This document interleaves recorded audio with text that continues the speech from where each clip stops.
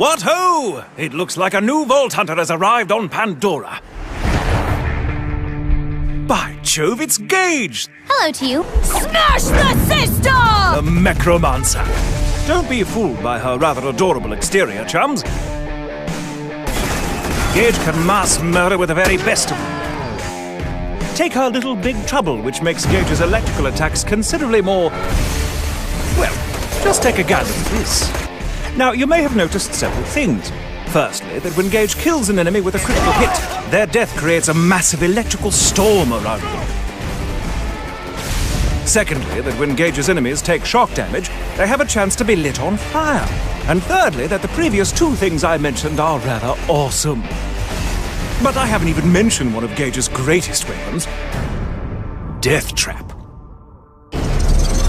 Legless torso of pure awesomeness! This hovering pugilist can lay into his enemies with all manner of deadly implements. His explosive clap attack, for instance, can liquefy anyone unfortunate enough to be within a few meters of him. He can also replenish his allies' shields. And, of course, no death-dealing robot would be complete without a massive laser beam that sets its victims on fire.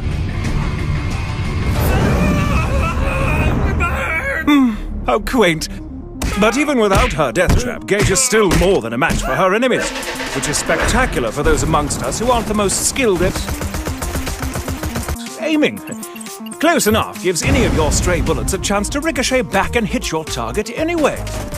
Even if you miss, you see, your bullets will still find a nice, comfy home in your enemy's brain matter. Isn't that lovely? But if you're worried that such a skill might make Gage seem too simple, then you clearly know nothing of what might be Gage's most difficult and yet most rewarding skill. Anarchy. Allow me to explain. If you kill an enemy or empty your gun's magazine while in combat, you'll get a single stack of anarchy.